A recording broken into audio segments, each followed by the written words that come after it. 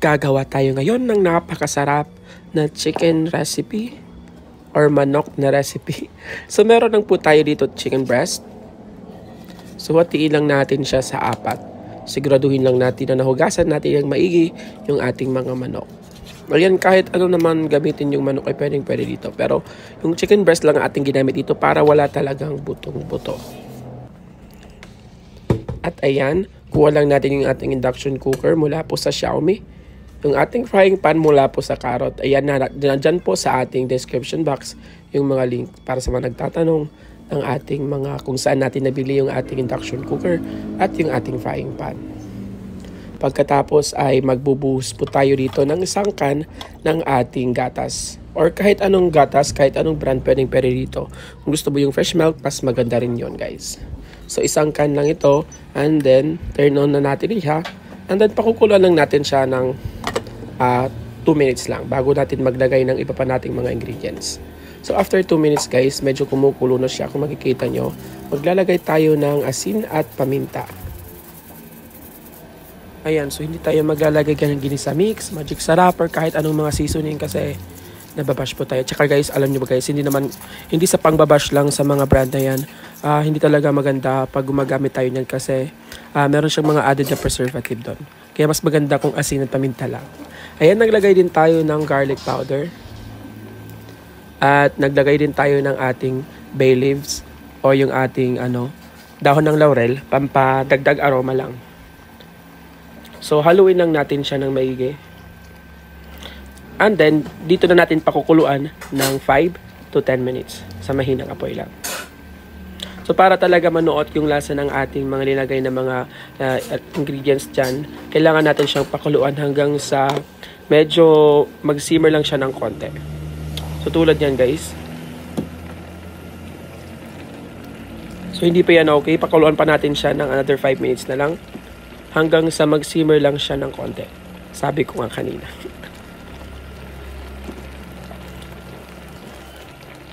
Ayan guys, meron na po tayong TikTok account. Kung gusto nyo mag-subscribe, mag-follow sa ating TikTok account na makarami din natin itong mga short videos at mga collab po doon. Ayan, so kung makikita nyo ay medyo luto na siya. And then magdadagdag tayo ng konting oil dito. Napabayaan po natin siya guys, kaya ganyan yung nangyari talaga. Pero kailangan talaga ma-simmer lang natin siya ng konti lang siya guys, kasi ganito yung mangyayari pag napabayaan natin. So lesson learned guys, pag nagluluto kayo, huwag mag-Facebook. So pagkatapos, meron po tayo ditong hiniwa na ating bell pepper, yung ating red bell pepper. Kung meron kayong green bell pepper, mas maganda din yun. And then gagamit tayo ng ating napakasarap na spaghetti sauce mula po sa Mamma Mia. Ayan, ito yung pinakamasarap na spaghetti sauce mula po sa Mino Magic, yung ating Mamma Mia spaghetti sauce. Ayan. Sa mga gustong bumili nito, ay pwede kayong pumunta sa Facebook page ng Mino Food Solutions or doon sa kanilang Shopee account at Lazada account. Ilalagay ko na lang sa description box sa baba. Ayan, kung makikita nyo, talagang napakasarap ng ating recipe ngayon. Hindi ito yung ordinaryong chicken buffalo, yung tawag ba doon. Pero hindi po ito chicken buffalo kasi spaghetti sauce yung ating ginamit dito at talagang malalasap mo yung tamis, alat at asim. Ay maglalaban-laban silang tatlo guys dito. Ayan, so naglalagay din tayo ng ating onion leeks. Pandagdag aroma lang din yan guys. Pero kung wala kayo yan, ay pwede naman hindi nyo lang lagyan. So pakukuluan lang natin siya ng 3 to 5 minutes na lang. Nagdagdag pa tayo dito ng brown sugar. Pandagdag tamis lang. And then haluin lang natin. And then let it simmer for 3 to 5 minutes. Hanggang sa manuot na nga yung ating mga nilagay dyan na ingredients.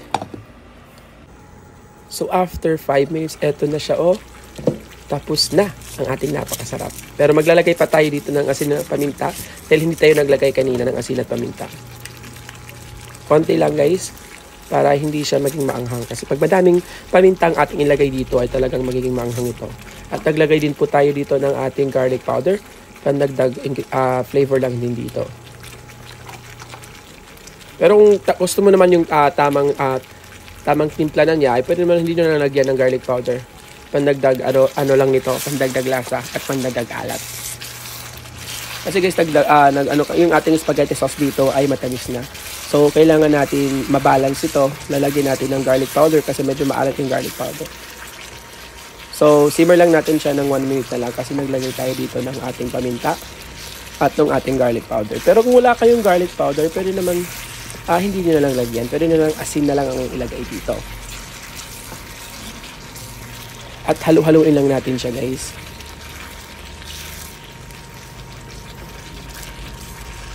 Ayan, para nga sa complete list of ingredients ng ating recipe ngayon ay ilalagay ko po ito sa ating description box sa baba. So eto na guys, lutong-luto na ang ating napakasarap na chicken recipe. Ayan, hindi ko alam kung anong pwedeng itawag dito guys. Comment down below kung anong pwede natin itawag dito sa ating napakasarap na recipe. O diba? So sa mga gustong mag-follow po sa ating TikTok account ay you can visit my TikTok account, Happy Tammy RD, yung ating Facebook page, Happy Tammy by RD. At dito sa ating YouTube channel ay mag-subscribe na din po kayo. Ayan, so ililipat lang po natin ito sa ating napakagandang, anong tawag dyan? Napakagandang serving plate. Mula po yan sa Omega. Ayan, baka naman Omega Houseware. So ilipat lang natin siya. Kung makikita nyo guys, talagang napakaganda ng kanyang kulay. Paskong Pasko talaga. Kung gusto mo itong ipanghanda ngayong Pasko, napakasarap ito guys. Promise, balikan mo ito sa sarap. Grabe naman yun. Dahil mas pinasarap po yan dahil sa ating napakasarap na Mamma Mia spaghetti sauce mula po sa Menu Magic. Ayan, magta-toppings po tayo dito ng sesame seeds. Yung ating sesame seeds. Kung wala ka namang sesame seeds, ay pwede naman hindi na nilagyan dito. Or pwede kayo mag-toppings ng onion leeks kahit ano guys. So taste na tayo. Ayan o. Kung makikita nyo, noot na noot talaga dito yung sarap. At juicy talaga from the inside kasi ilinuto mano natin siya dun sa ating gatas bago natin inilagay yung ating spaghetti sauce. Kaya pag titikman mo ito, talagang manunuot talaga yung gatas dito. At yung mga nilagay natin na mga aromatic. Diba guys? Ayan, huwag mong kalimutan na like and subscribe sa ating YouTube channel, sa ating Facebook page, Happy Tammy by RD, sa ating TikTok account, Happy Tammy RD. Ayan, thank you for watching. I hope ay meron po kayong natutunan dito sa ating napakasarap na pang-ulam, napakasarap na pang-negosyo, at napakasarap na chicken recipe. Huwag mo rin kalimutan mag-like and subscribe dito sa ating YouTube channel. Thank you for watching. Stay safe and see you again sa ating mga susunod at see you again sa ating masusunod at kakaibang recipe dito lang sa Happy Tammy. God bless!